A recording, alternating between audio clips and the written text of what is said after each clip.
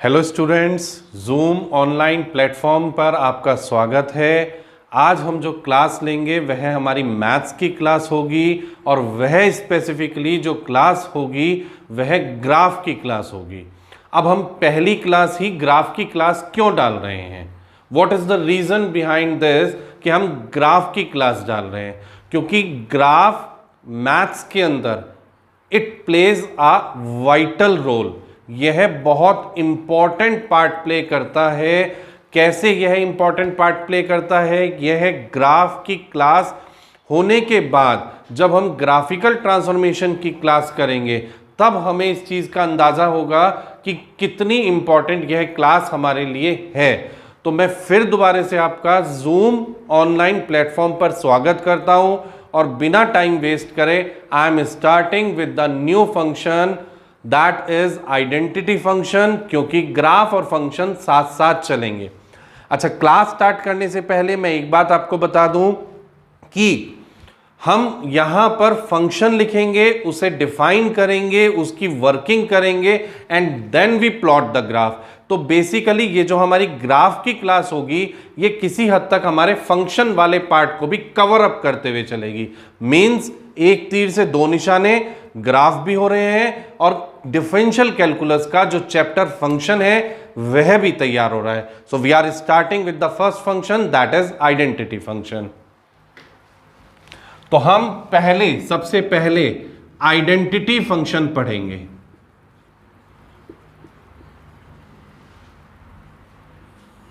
Now what is this identity function? How does it represents? तो identity function होता है fx is equal to x।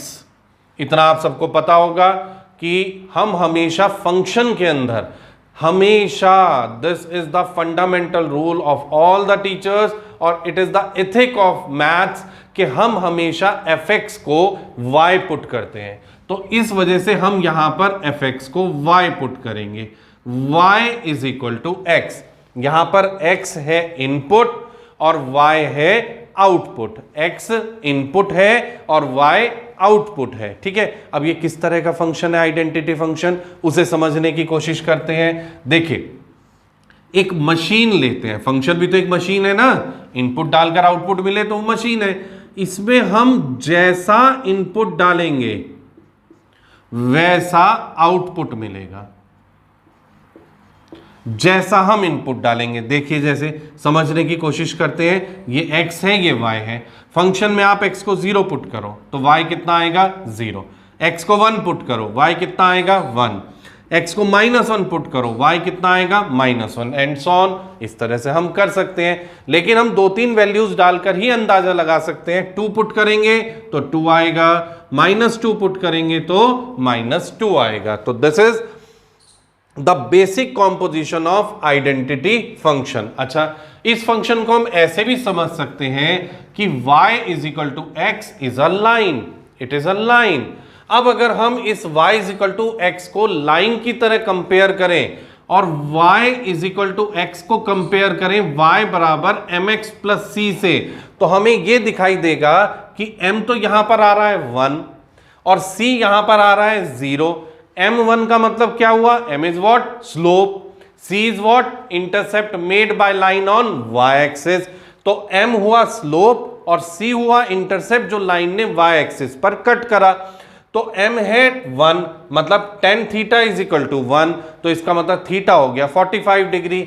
तो यह एक लाइन होगी जो 45 डिग्री का एंगल बनाएगी with positive direction of x axis, और उसका y एक्सिस पर जो इंटरसेप्ट होगा वह 0 होगा। The intercept on y axis is completely 0। ठीक है, तो देखो हमने दो तरह से इस बात को समझा। एक, हमने मैन्युअली x और y की x की वैल्यू पुट करके y निकाला इनपुट आउटपुट प्रोसेस से, और दूसरा हमने लाइन से कंपेयर कर दिया। तो आप किसी भी लेवल पर किसी भी तरह से इसको समझ सकते हो कि यह एक लाइन को रिप्रेजेंट कर रहा है और लाइन को रिप्रेजेंट करते हुए यह 45 डिग्री का एंगल बना रहा है और जिसका y एक्सिस पर इंटरसेप्ट 0 है। अब ये आप सबको पता ही होगा कि अगर किसी लाइन का y इंटरसेप्ट 0 है, इसका मतलब वो कहां से पास होगा? ओरिजिन से पास होगा। It's bit obvious. आपको इस बात का अंदाजा है, you all are known with that. तो उस कॉम्पोजिशन से जब हम एक ग्राफ प्लॉट करेंगे, तो हम y is equal to x का ग्राफ प्लॉट कर रहे थे, तो y is equal to x का ग्राफ प्लॉट करने के लिए हमें एक्स और वाई एक्सिस बनानी होगी, कार्टेशियन प्लेन बनाना होगा। तो कार्टेशियन प्लेन के लिए सबसे पहले हम प्लॉट करेंगे एक्स एक्सिस और फिर हम प्लॉट करेंगे Y axis.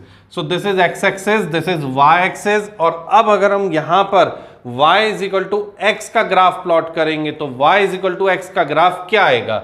It is a line which is making an angle of 45 degree with positive direction of X axis in anti clockwise direction, anti clockwise direction. तो देखो ये जो ग्राफ है ये 45 डिग्री का एंगल बना रहा है, ओरिजिन से पास हो रही है ये लाइन और बाइसेक्ट कर रही है फर्स्ट क्वाड्रेंट को और थर्ड क्वाड्रेंट को। अगर ये एंगल 45 है तो ये भी 45 होगा, ये भी 45 होगा और ये भी 45 होगा। इसे बताने की कोई ऐसी जरूरत नहीं है। तो इसकी लास्ट कॉम्पोजिशन क्या हुई? First it is a line, it is a line passing through origin, पहला point. Second, it makes an angle of 45 degree with positive direction of x-axis in anti-clockwise direction। हमारे यहां मैथ्स में दो direction होती हैं, एक क्लॉकवाइज और एक एंटी क्लॉकवाइज। ये डायरेक्शन है एंटी क्लॉकवाइज, जब हम घड़ी से उल्टी दिशा में घूमते हैं, ठीक है। और third, it bisects first and third quadrant, ये पहले और तीसरे क्वाड्रेंट को बाइसेक्ट करता है। तो ये हमारे पास ग्राफ हुआ आइडेंटिटी फंक्शन का। कंसोलिडेट कर देते हैं इसको, इसमें जैसा इनपुट होगा वैसा ही आउटपुट आएगा, जैसी हम x की वैल्यू डालेंगे वैसी y की वैल्यू आएगी। ये लाइन ओरिजिन से पास हो रही है, ये लाइन 45 डिग्री का एंगल बना रही है with positive direction of x axis in anti clockwise direction, और ये बाइसेक्ट करेगी फर्स्ट और थर्ड क्वाड्रेंट को। तो ये हमारा फर्स्ट ग्राफ हुआ। अब इसी से मिलते जुलते क्या, बिल्कुल इसी का कॉरोलरी हम पढ़ेंगे दूसरा ग्राफ, और जो सेकंड ग्राफ होगा that graph is basically fx is equal to minus x, ठीक है। ये जो हमारे पास ग्राफ होगा fx is equal to minus x, तो हम हमेशा सेकंड स्टेप में fx को y पुट कर देते हैं, y is equal to minus x आ जाएगा। उसके बाद हम क्या करेंगे, y is equal to minus x जो हमारे पास आएगा, हम यहां पर देखो ये फंक्शन, ये वाला जो फंक्शन है इसमें हमने इनपुट पुट करा 2 तो आउटपुट आएगा -2, इनपुट पुट करा -3 तो आउटपुट आया 3। तो अब अगर हम x और y की वैल्यूज अगर हम यहां पर पुट करते हैं तो क्या होगा, x को 0 डालेंगे तो y 0 आएगा, x को 1 डालेंगे तो y -1 आएगा, लेकिन x को -1 डालेंगे तो y 1 आएगा। 2 डालने पर -2 और -2 डालने पर 2। तो ये हमारा जो फंक्शन हो गया ये y is equal to minus X हो गया। सेम जैसे हमने इस ग्राफ को एक लाइन की तरह से ट्रीट करा था, वैसे हम दोबारा से इस वाले ग्राफ को भी एक लाइन की तरह ट्रीट करेंगे, और जब y is equal to X को y is equal to mx plus c के साथ कंपेयर करेंगे, sorry y is equal to minus X को y is equal to mx plus c के साथ कंपेयर करेंगे, तो क्या होगा, m कितना आएगा -1, इसका मतलब थीटा कितना आएगा 135 डिग्री। भैया आप कंपेयर करिए ना, m is equal to -1, tan theta is equal to -1, तो थीटा कितना आया 135 डिग्री, क्योंकि tan 135 की वैल्यू -1 होती है, और c कितना आया 0। इसका मतलब यह भी एक लाइन है जो positive direction of X axis के साथ कितना एंगल बना रही है, 135 डिग्री का एंगल बना रही है, एंड इट्स y इंटरसेप्ट, यह लाइन y इंटरसेप्ट पर, y एक्सिस पर 0 इंटरसेप्ट कट करेगी। तो इंटरसेप्ट हो गया 0। अब कोई लाइन का अगर इंटरसेप्ट 0 है तो इसका मतलब वह लाइन कहां से पास होगी, ओरिजिन से पास होगी।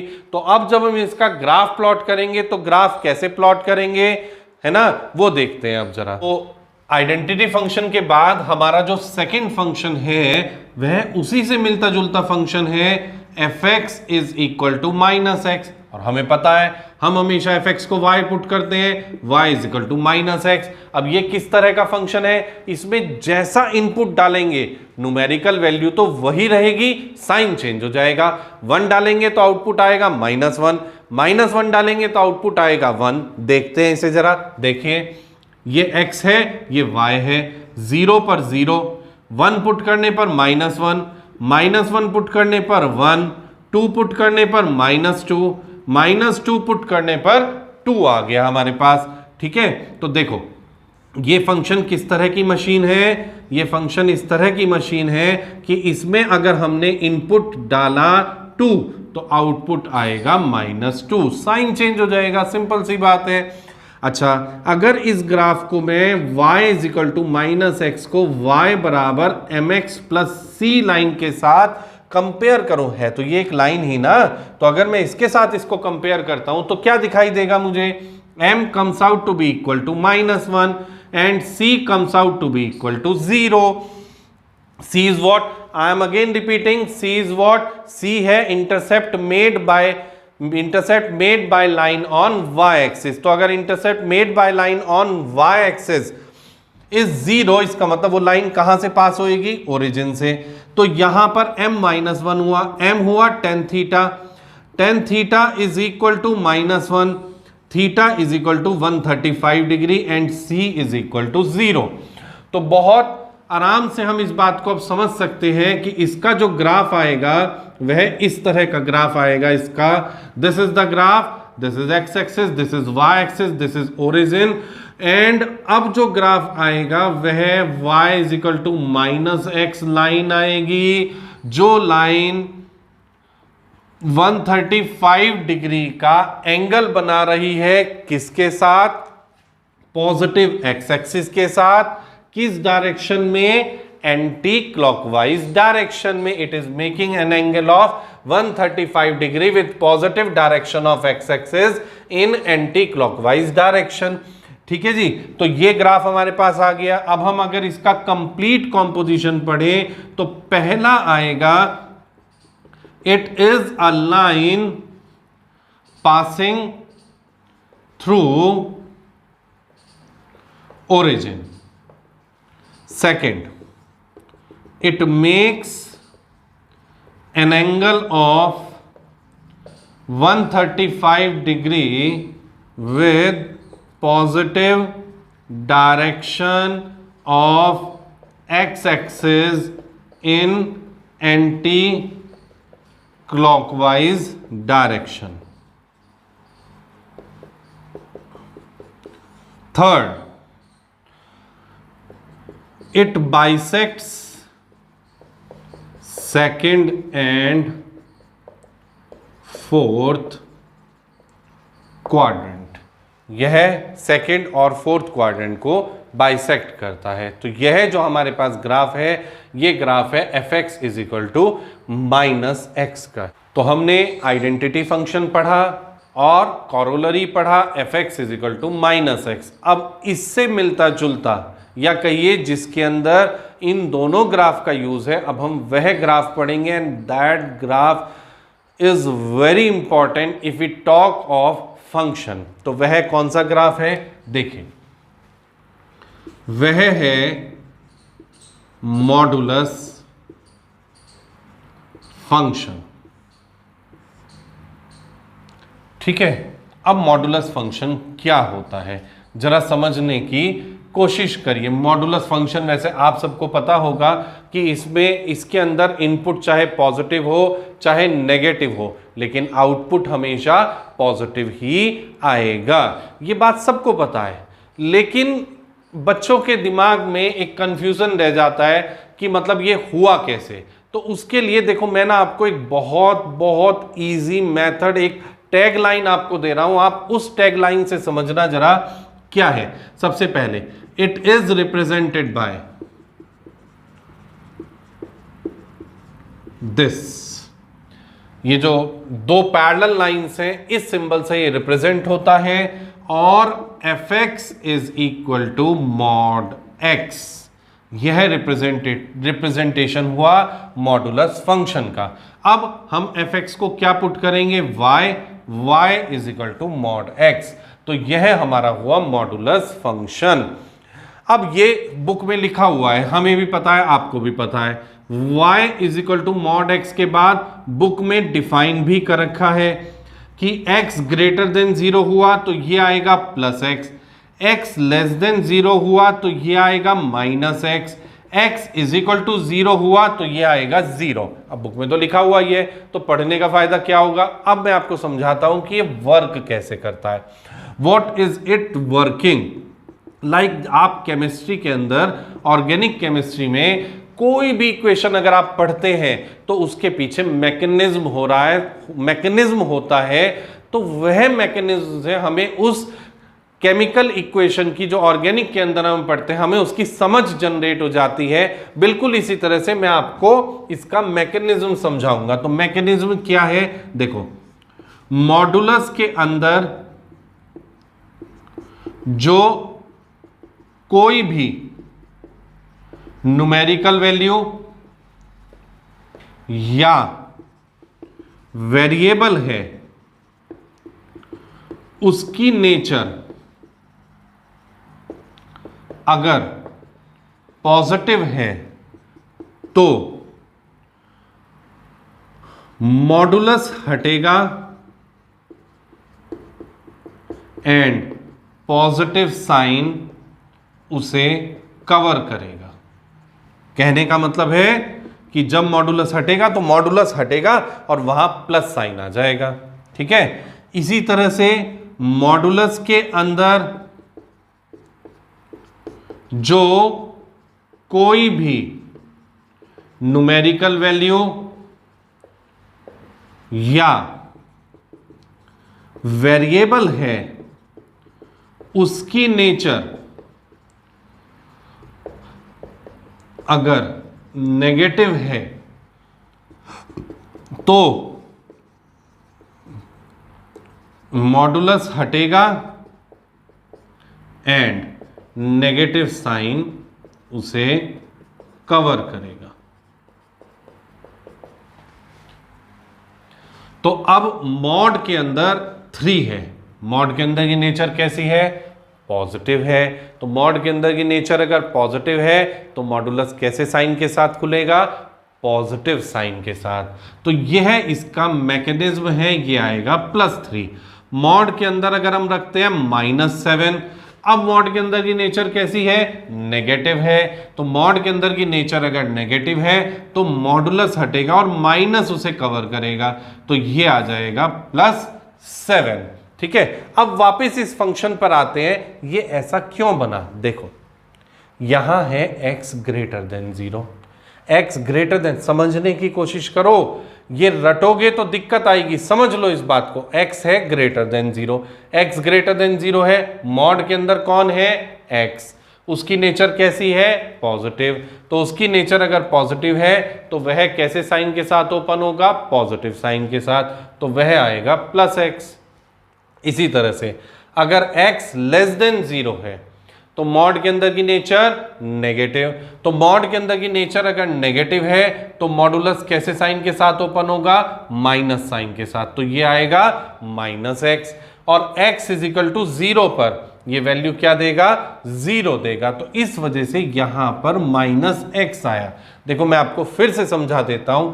लेट अस सपोज यहां पर है मॉड ऑफ -8, है ना, तो ये x हुआ ना भाई, तो x हुआ -8, तो -8 हुआ लेस देन 0, तो लेस देन 0 में यही वाली कॉम्पोजिशन तो चलेगी। x की खुद की नेचर नेगेटिव है, ये पूरा का पूरा x है, तो जब मैं इसको ओपन करूंगा तो ये -x के साथ ओपन होगा, तो -8, तब इसकी वैल्यू आएगी +8। तो ये कॉम्पोजिशन हमारे पास रहती है। अब बात करते हैं इसके ग्राफ की। तो देखो इसको हम 3 तरह से, इस ग्राफ को हम 3 अलग अलग ब्रांचेस में पढ़ेंगे। सबसे पहले आएगा y = x when x is greater than 0, फिर आएगा y = -x when x is less than 0, फिर आएगा y = 0 when x is equal to 0, y is equal to x identity function पढ़ा है हमने, y is equal to minus x corollary पढ़ा है हमने, y इज इक्वल टू 0 पर x is equal to 0 वह भी पढ़ा है हमने, वह एक पॉइंट है। तो यहां पर अब हम ग्राफ प्लॉट करते हैं। तो आपको अभी अभी जो हमने ग्राफ पढ़े हैं उसमें ये जो ग्राफ है यह ग्राफ है y is equal to x का, यह वाला जो ग्राफ है यह ग्राफ है y is equal to minus x का, और x इज इक्वल टू 0 पर y इज इक्वल टू 0 कहां पर आएगा, यह रहा वह पॉइंट। ठीक है, तो अब देखिए हमें y is equal to x चाहिए, y is equal to x चाहिए, लेकिन कब तक, जब तक x पॉजिटिव है। तो y is equal to x हमें ग्राफ चाहिए जब तक x पॉजिटिव है। तो इसका मतलब मुझे ये वाला पोर्शन चाहिए, वहां पर नेक्स्ट ग्राफ में मैं आपको बताऊंगा। y is equal to minus x मुझे चाहिए जब तक x नेगेटिव है, x नेगेटिव इधर है, यहां इस एरिया में x इज ग्रेटर देन 0, इस एरिया में x इज लेस देन 0। ठीक है, तो जब अब हम इसकी कॉम्पोजिशन प्लॉट करते हैं, इसका ग्राफ बनाते हैं, तो इसका जो ग्राफ आएगा वह ग्राफ कुछ इस तरह से आएगा।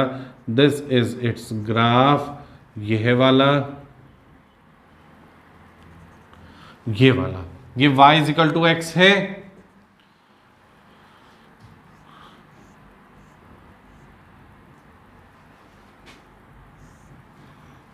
ये हम नेग्लेक्ट कर देंगे, ये एक्सेप्ट कर लेंगे।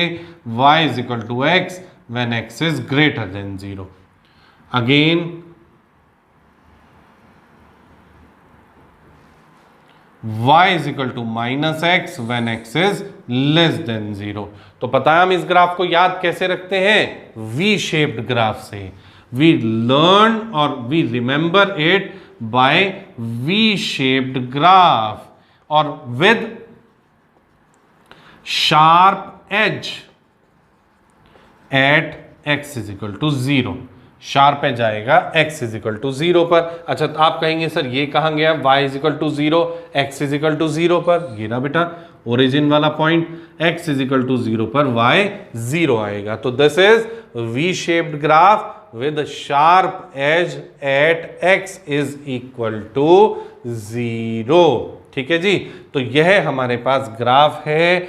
अगर हम इसका फ्री हैंड ग्राफ एक और बनाएं तो हम यहां पर ये जो ग्राफ आएगा वी शेप ग्राफ, यह जो ग्राफ होगा यह हमारा fx is equal to mod x का ग्राफ होगा। Next function is square function. अब स्क्वायर फंक्शन का हम ग्राफ प्लॉट करेंगे। तो स्क्वायर फंक्शन का क्या मतलब होता है, नाम खुद ही सजेस्ट कर रहा है भाई। fx is equal to x square, this is the representation. Next function is square function. ठीक है, अब स्क्वायर फंक्शन कौन सा फंक्शन होता है, fx is equal to x square. देखो नाम भी कह रहा है स्क्वायर फंक्शन, स्क्वायर करना है मतलब x की पावर में 2 आ जाए। तो यहां पर आ गया y is equal to x square. अब हमें भी पता है और आपको भी पता है कि स्क्वायर के अंदर अगर हम कोई इनपुट डालते हैं, चाहे पॉजिटिव इनपुट डालें चाहे नेगेटिव इनपुट डालें, आउटपुट हमेशा न्यूमेरिकली तो वैल्यू बढ़ जाएगी, लेकिन इन टर्म्स ऑफ साइन उसकी वैल्यू हमेशा कैसी आएगी, पॉजिटिव आएगी। तो अब क्या होगा, यहां पर x है और यहां पर y है, तो x 0 पर y 0, 2 पर 4 और -2 पर भी 4, 3 पर 9 और -3 पर भी 9। ठीक है, तो यह जो फंक्शन हुआ यह फंक्शन हुआ हमारा स्क्वायर फंक्शन। ठीक है, अब अगर हम इस ग्राफ को प्लॉट करें तो ये मैनुअल ग्राफ है, बहुत आराम से हम प्लॉट कर सकते हैं। देखो 0 पर 0 आ रहा है, 1 पर 1 आएगा, -1 पर भी 1 आएगा, 2 पर 4 आएगा। तो अगर हम उससे इसका ग्राफ प्लॉट करें तो हमारे को ग्राफ कुछ इस तरह की शेप का मिलेगा। ठीक है, और इस ग्राफ को हम कहते हैं, याद रखते हैं, कहते तो स्क्वायर फंक्शन ही है, याद कैसे रखते हैं? याद रखते हैं हम इसको यू शेप्ड ग्राफ से। ठीक है जी। अब इस ग्राफ का जरा कुछ पॉइंट्स देख लेते हैं। पहला, it touch x axis at origin. देखो, ओरिजिन को, एक्स एक्सिस को ओरिजिन पर टच कर रही है। Second, this graph always lies above x axis. मतलब क्या मतलब हुआ इसका? मतलब इस ग्राफ का आउटपुट हमेशा पॉजिटिव आएगा, y हमेशा पॉजिटिव आएगा। ठीक है। Next, third, it is symmetric about y axis. देखो, y एक्सिस के अबाउट सिमेट्रिक है। कैसे? देखते हैं।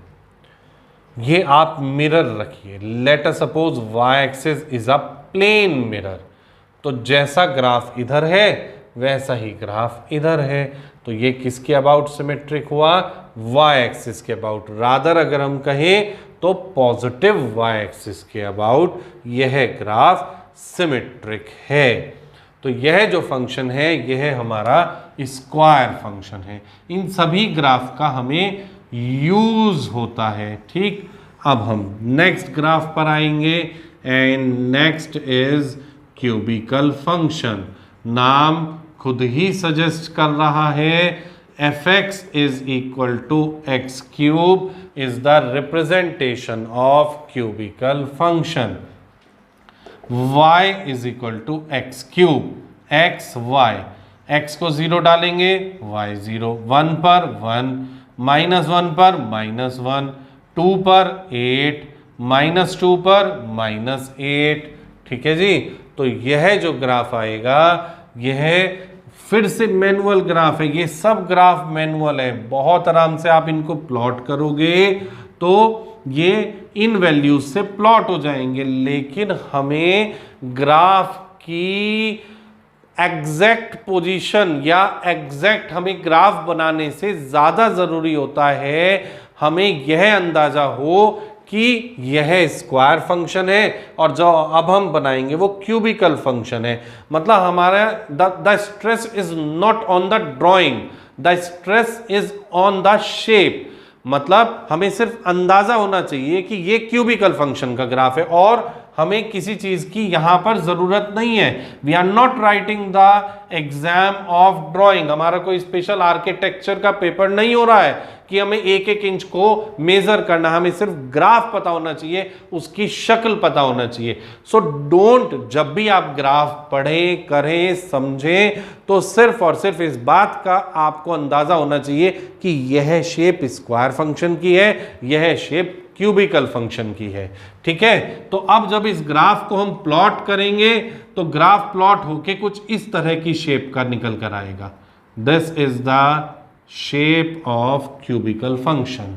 ठीक है। अब देखो, 0 पर 0, 1 पर 1 देगा, 2 पर वैल्यू, 2 पर जो ये आउटपुट देगा वो 8 देगा, -1 पर -1 देगा और -2 पर जो यह आउटपुट देगा वह नियर अबाउट यहां पर -8 की वैल्यू देगा। तो यह हमारे पास क्यूबिकल फंक्शन है। ठीक है जी। अब अगर इस ग्राफ को अगर हम एक तरह से रीड करें कि what does it stands for और इसके क्या पॉइंट्स हो सकते हैं, it again passes through origin.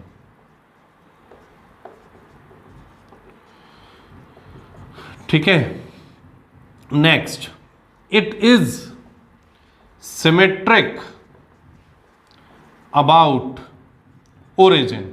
अब आप कहेंगे कोई चीज ओरिजिन के अबाउट कैसे सिमेट्रिक हो सकती है? अरे बहुत आराम से, आप एक छोटा सा प्लेन मिरर यहां ओरिजिन पर रख दीजिए, जैसा ग्राफ इधर है वैसा ही ग्राफ इधर बनेगा। तो ये हुआ ओरिजिन के about symmetric. Third, this graph lies in first and third quadrant. ठीक है, तो यह इसका कॉम्पोजिशन है। अब एक ही ग्राफ से मैं पूरा कैलकुलस आपको पढ़ा सकता हूं। कैसे? अगर मैं इसी ग्राफ को पकड़ लूं, मैं बता सकता हूं कि ये इवन है या ऑड है ग्राफ से। ये इवन फंक्शन है। सिर्फ एक एग्जांपल दे रहा हूं आपको कि एक छोटा सा ग्राफ पता होने के बाद मैं कितनी चीजें कर सकता हूं। एक एग्जांपल दे रहा हूं, यह इवन है, ऑड है, इवन है, यह इंक्रीजिंग है, डिक्रीजिंग है, उसके लिए मैं एक टेंजेंट लाइन ड्रॉ कर दूंगा। ये मैक्सिमा कहां पर दे रहा है, मिनिमा कहां पर दे रहा है, वो पता कर लूंगा। इस पर ड्रॉन टेंजेंट या नॉर्मल क्या एंगल बना रहा है, किस पॉइंट पर एंगल बना रहा है, वो बता दूंगा। इसका एरिया बाउंडेड कितना है, वह बता दूंगा। ये डेफिनेट इंटीग्रेशन के अंदर कितना एरिया कैप्चर कर रहा है, क्या वैल्यू दे रहा है, वह सब बता दूंगा। तो ये छोटा पैकेट बड़ा धमाल है। हमें अगर ग्राफ पता है तो हम बहुत दूर दूर तक इसका एप्लीकेशन कर सकते हैं। तो ये स्क्वायर फंक्शन है और यह है क्यूबिकल फंक्शन है। ठीक है, I think it is clear to you all. ये आप सबकी समझ में आ गया होगा। दोनों की शेप कंप्लीटली डिफरेंट है। आई एम अगेन स्ट्रेसिंग, हमें इंच बाय इंच नहीं नापना है कि आप ये देखें, अरे सर ने 2 पर 8 कहा था, ये तो 8 के पास नहीं आ रहा, ये तो -8 के पास नहीं आ रहा। हमें सिर्फ अंदाजा लेना है कि इसकी शक्ल कैसी है। इसके अलावा हमें कुछ नहीं करना। We are not here to write the exam of drawing, not वो हमारा पर्पस नहीं है। ठीक है जी, तो ये हमारे पास स्क्वायर और क्यूबिकल फंक्शन है। Next function is greatest integer function. ठीक है, अब इतना लंबा ग्रेटेस्ट इंटीजर फंक्शन कौन बोलेगा, तो मैंने इसका शॉर्ट में नाम रख दिया जिंट। आज के बाद आप कभी भी ग्रेटेस्ट इंटीजर फंक्शन कहेंगे तो शॉर्ट में कहेंगे GINT. G for greatest, int for integer. अब ग्रेटेस्ट इंटीजर आ गया तो फंक्शन तो अपने आप ही आ जाएगा, है ना। तो यहां पर greatest integer function, it is represented by close bracket. आप सब अगर ये लेक्चर पढ़ रहे हैं तो क्लोज ब्रैकेट आप सबको पता होगा। हमेशा हर बुक के अंदर ऐसे डॉट लिखा होता है। ये ग्राफ, ये क्लोज ब्रैकेट बना होता है और अंदर डॉट लिखा होता है। तो इसका मतलब है कि जिस पर ये क्लोज ब्रैकेट है वह ग्रेटेस्ट इंटीजर फंक्शन है, ना कि सिंपल ब्रैकेट। देखो, यही रिप्रेजेंटेशन यूज होता है क्लोज ब्रैकेट के लिए, यही रिप्रेजेंटेशन होता है ग्रेटेस्ट इंटीजर फंक्शन के लिए। तो जिस क्वेश्चन में यह है क्लोज ब्रैकेट रिप्रेजेंट करता है ग्रेटेस्ट इंटीजर फंक्शन को, 99.99% उस क्वेश्चन में लिखा होता है this is representing the greatest integer function. तो आपको पैनिक होने की जरूरत नहीं है कि ये बेसिकली क्लोज ब्रैकेट है या ग्रेटेस्ट इंटीजर फंक्शन है। चलिए इसकी बात करते हैं जरा, ये किस तरह की रिप्रेजेंटेशन करता है। तो रिप्रेजेंटेशन तो ये हो गया, किस तरह से ये वर्क करता है, यह आ गया मेरे पास ग्रेटेस्ट इंटीजर फंक्शन। ठीक है, तो यह ग्रेटेस्ट इंटीजर फंक्शन आ गया। अगले स्टेप में हम y is equal to greatest integer function of x करेंगे। ग्रेटेस्ट इंटीजर फंक्शन, अभी ग्रेटेस्ट को भूल जाओ, इंटीजर को पकड़ो। अब ये किस तरह की मशीन है, इनपुट इसमें चाहे इंटीग्रल वैल्यू डले या फ्रैक्शनल वैल्यू डले, आउटपुट हमेशा इंटीजर ही आएगा। आप कहेंगे सर क्या हुआ, ये क्या मतलब हुआ इस बात का? मतलब इस बात का ये हुआ, देखो मैं आपको समझाता हूँ और एक बहुत अच्छा तरीका भी आपको बताऊंगा कि आप इसको याद कैसे रखेंगे, वरना आप कंफ्यूज हो जाते हैं। खासकर जब किसी नेगेटिव वैल्यू का ग्रेटेस्ट इंटीजर फंक्शन हमें निकालना होता है तब बच्चे बहुत कंफ्यूज होते हैं। तो उसका एक बहुत अच्छा तरीका है, वह तरीका क्या है, लेट अस सपोज हमें वैल्यू निकालनी है 3.7 के ग्रेटेस्ट इंटीजर फंक्शन की। तो देखो और समझो, 3.7 को नंबर लाइन पर प्लॉट करो। इसके दो इंटीजर, मतलब 3.7 के लेफ्ट में सबसे पहला इंटीजर और राइट में सबसे पहला इंटीजर 3 और 4 होगा। अब समझो आप बात को, अपने आप को 3.7 सपोज करो, जिसका ग्रेटेस्ट इंटीजर फंक्शन निकालना है ना, उसे अपने आप को सपोज कर लो। लेट अस सपोज मैं 3.7 हूं और मेरा ग्रेटेस्ट इंटीजर फंक्शन निकालना है, या मुझे 3.7 का ग्रेटेस्ट इंटीजर फंक्शन निकालना है, या ये कहें मुझे अपना ग्रेटेस्ट इंटीजर फंक्शन निकालना है, तो मैं अपने से लेफ्ट वाले इंटीजर की तरफ देखूंगा। तो जब मैं लेफ्ट वाला इंटीजर देखूंगा तो लेफ्ट में मुझे कौन सा इंटीजर दिखाई देगा? देखो इधर से लेफ्ट में जब मैं देखूंगा, ठीक है, तो लेफ्ट में मुझे क्या दिखाई देगा? 3, तो यह आ जाएगा 3, ठीक है। तो यहां पर इसका ग्रेटेस्ट इंटीजर फंक्शन हो गया 3। अब 9.1 का ग्रेटेस्ट इंटीजर फंक्शन निकालना है। यह 9.1, इधर 9 और इधर 10। तो अपने से लेफ्ट में देखो, तो लेफ्ट में कौन सा इंटीजर दिखाई दिया? 9। तो 9.1 का ग्रेटेस्ट इंटीजर फंक्शन कितना हो गया? 9 हो गया।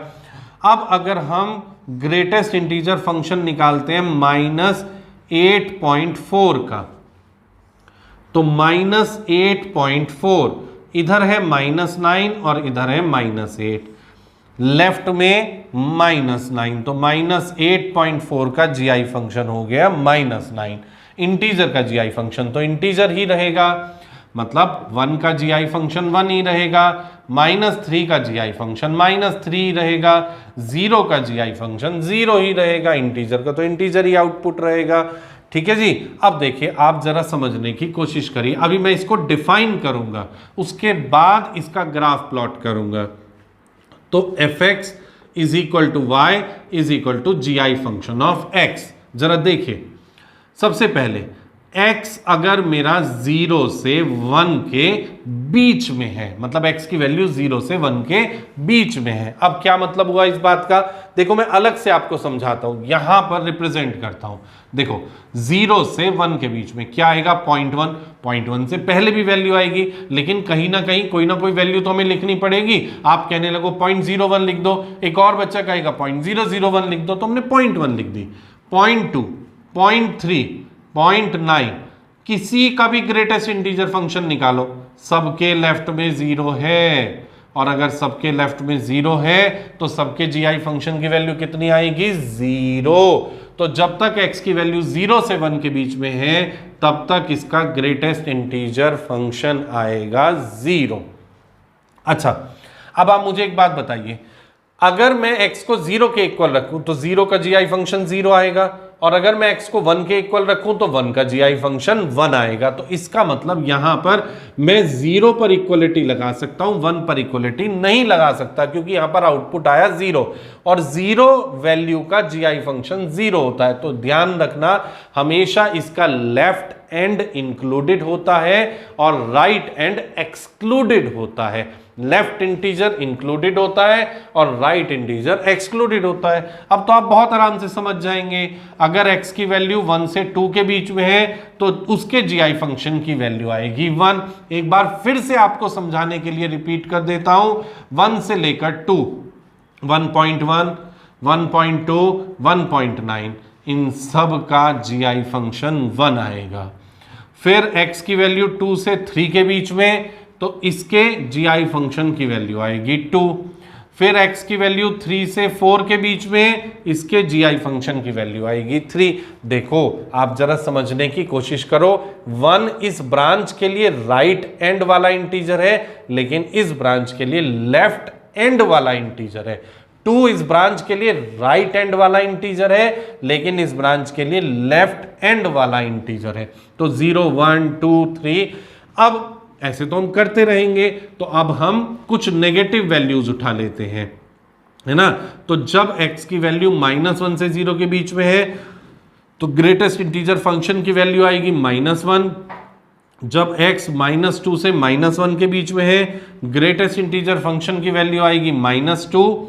और जब x -3 से -2 के बीच में है तो ग्रेटेस्ट इंटीजर फंक्शन की वैल्यू आएगी -3।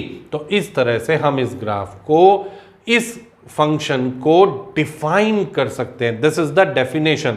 एक नेगेटिव वैल्यू का मैं आपके सामने डेफिनेशन कर देता हूं। ये 0 है और ये -1 है, -0.9, -0.8, -0.1, सब के सब का GI फंक्शन -1 ही आएगा। तो यह मेरे पास ग्रेटेस्ट इंटीजर फंक्शन है जिसको हम शॉर्ट में जिंट कहते हैं और रिप्रेजेंट करते हैं इस क्लोज ब्रैकेट के सिंबल से। ठीक है जी, इसमें ग्रेटेस्ट का क्या यूज है बताएंगे, अभी क्यों नहीं बताएंगे, बिल्कुल बताएंगे, लेकिन आगे चलकर। ठीक है जी, ये तो ग्रेटेस्ट इंटीजर फंक्शन का डेफिनेशन डिफाइन कर दिया, डेफिनेशन बना दी। अब टर्न है उसके ग्राफ का। तो देखिए graph y is equal to 1, y is equal to 1 सबको पता है। y इज इक्वल टू 1 क्या है? एक लाइन है जो x एक्सिस के पैरेलल होती है और पास होती है 0,1 पॉइंट से, इतना सबको पता है। y is equal to 2 is again a line parallel to x axis passing through the point 0,2। y is equal to 3 is again a line parallel to x axis and passes through the point 0,3। y is equal to 0 is simply the x axis, क्योंकि x axis पर हमेशा y coordinate 0 होता है। तो मैं अब यहां पर इन ग्राफ को प्लॉट कर रहा हूं, ये मैं इन ग्राफ को यहां पर प्लॉट कर रहा हूं। ये मैंने एक लाइन ड्रॉ करी, y इज इक्वल टू 1, एक लाइन मैंने ड्रॉ करी, y इज इक्वल टू 2, एक लाइन मैंने ड्रॉ करी, y is equal to 3, one line I have drawn, y is equal to -1, one line I have drawn, y is equal to -2, और एक line मैंने draw करी, y is equal to -3। ठीक है जी, देखो अब मैं इनको पॉइंट्स को नाम देता हूँ, 0,1, 0,2, 0,3, 0,-1, 0,-2, 0,-3, और ये पॉइंट आया 0,0। ये लाइन कौन सी हुई? y इज इक्वल टू 1, ये y इज इक्वल टू 2, यह y इज इक्वल टू 3, यह y इज इक्वल टू 0, यह y इज इक्वल टू -1, यह y इज इक्वल टू -2, यह y इज इक्वल टू -3। ठीक है जी, अब देखो आप y इज इक्वल टू 0 है ना, y is equal to 0 graph मुझे चाहिए, मतलब मुझे ये वाला ग्राफ चाहिए, लेकिन मुझे सारे ग्राफ की तो जरूरत है ही नहीं, मेरे को पूरे के पूरे ग्राफ की जरूरत नहीं है। तो मुझे y इज इक्वल टू 0 कब तक चाहिए? जब तक x की वैल्यू 0 से 1 के बीच में लाई कर रही है। ठीक है, तो देखो पहले मैं यहां पर इनको रिप्रेजेंट कर दूं, ये 1, ये 2, ये 3, ये 4, ये -1, ये -2, ये -3, ये -4। तो यह हमने फंक्शन को डिफाइन करा और यहां पर हमने ये ग्राफ प्लॉट करा। तो यह कौन सी लाइन है? y इज इक्वल टू 0, यह लाइन है y इज इक्वल टू 1, यह लाइन है y इज इक्वल टू 2, यह लाइन है y इज इक्वल टू 3। अब देखिए y इज इक्वल टू 0 मतलब x एक्सिस, ये मुझे चाहिए कब तक? जब तक x की वैल्यू 0 से 1 के बीच में है। तो ये ग्राफ मुझे चाहिए तब तक जब तक x की वैल्यू 0 से 1 के बीच में है। तो यह हो गया y इज इक्वल टू 0। ये पूरा का पूरा इसके बाद का ग्राफ मेरे यूज का नहीं है, मेरे यूज का सिर्फ ये वाला ग्राफ है। अच्छा एक बात और ध्यान रखना, जो भी एंड मुझे इंक्लूड करना होगा या जो पॉइंट मुझे इंक्लूड करना होगा उसको मैं फिल्ड सर्किल से रिप्रेजेंट करूंगा, और जो पॉइंट मुझे एक्सक्लूड करना होगा वह मैं हॉलो सर्किल से रिप्रेजेंट करूंगा। ठीक है, तो ये आ गया मेरे पास। अगला कौन सा है? y is equal to 1, y is equal to 1 ये वाली लाइन है, लेकिन ये लाइन मुझे कंप्लीट नहीं चाहिए, ये मुझे चाहिए जब तक x की वैल्यू 1 से 2 के बीच में है। तो ये 1 और ये आ गया 2, तो यह मेरे पास y इज इक्वल टू 1 का सिर्फ इतना पोर्शन मेरे लिए इंक्लूडेड है, और किसी पोर्शन की मुझे ज़रूरत नहीं है। ठीक, उसके बाद हम ग्राफ ड्रॉ करेंगे y is equal to 2, y is equal to 2 चाहिए जब तक x की वैल्यू 2 से 3 के बीच में है। तो ये y is equal to 2, x की वैल्यू 2 से 3 के बीच में है। फिर y इज इक्वल टू 3, ये रहा ग्राफ जब x की वैल्यू 3 से 4 के बीच में है। ठीक है, नेगेटिव वाली साइड आ जाते हैं, y इज इक्वल टू -1 जब तक x की वैल्यू -1 से 0 के बीच में है। तो -1 इंक्लूडेड और 0 excluded. y is equal to -2, -2 से -1 के बीच में है। -2 included, -1 excluded. y is equal to -3, -3 included और -2 एक्सक्लूडेड। ठीक है, अभी आपको देखो जो मेरे लिए यहां पर रिक्वायर्ड पोर्शन है या जो रिक्वायर्ड ग्राफ है वह ग्राफ है जिसको मैंने ब्लू मार्कर से रिप्रेजेंट करा है। मैं आपको समझाने के पॉइंट ऑफ व्यू से उस पर ग्रीन डॉट बना देता हूं, ठीक है, ताकि आपको अंदाजा हो जाए कि हमारे लिए यहां पर रिक्वायर्ड ग्राफ कौन सा है। तो this is our required graph.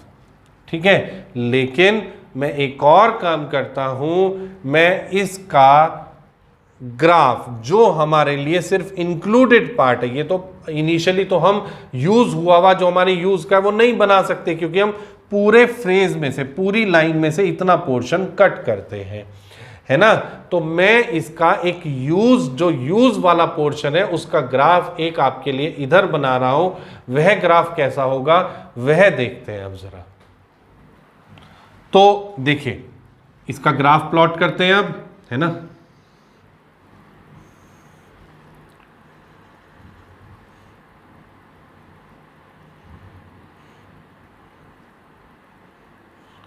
बार बार मैं आपको एक ही चीज बता चुका हूं कि we doesn't stress on the drawing. हमें सिर्फ और सिर्फ इस बात का ध्यान रखना है कि उस ग्राफ का शक्ल कैसा है।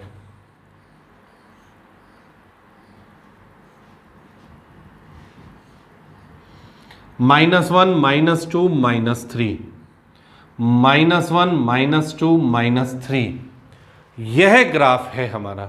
अब इसे देखकर कुछ आपको पता नहीं चल रहा कि ये क्या चीज रिप्रेजेंट कर रहा है। इसको हमने एक नाम दे रखा है लैडर टाइप ग्राफ। ये सीढ़ियां है ना, देखो पहली सीढ़ी, दूसरी सीढ़ी, तीसरी सीढ़ी, चौथी। तो इस ग्राफ को हम क्या कहते हैं? Ladder type graph.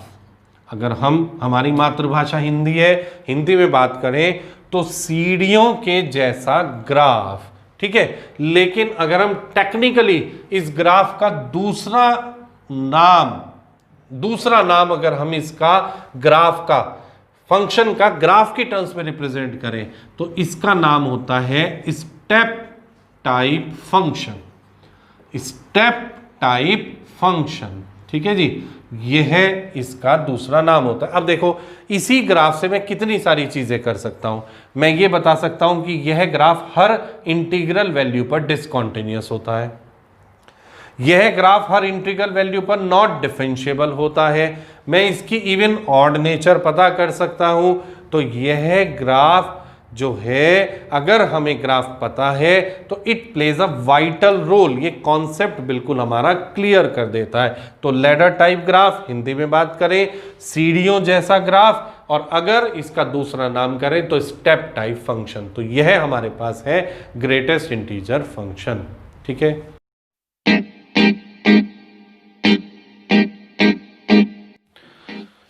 तो स्टूडेंट्स, यह 11th 12th JEE competition level तक का पहला आपका लेक्चर मैंने आपके साथ शेयर करा है। यह वीडियो मैंने आपके साथ शेयर करी है।